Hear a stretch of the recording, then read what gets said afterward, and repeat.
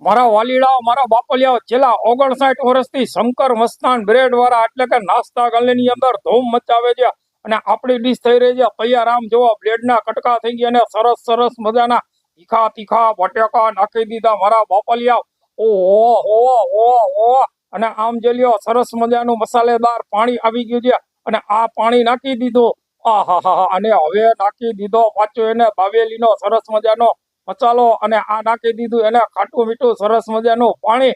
અને આવી ગઈ સીધી લસણની ચટણી. બાકી તો જોરદાર કામ છે આમનું. અને નાખી દીધા સરસ મજાના મસાલા વાળા દાણા. બાકી આહાહાહા, જોઈને જ મોઢામાં પાણી આવી ગયું. અને નાખી પાછી લીલી કોથમરી મારા વાલીડા. ઓહો ઓહો.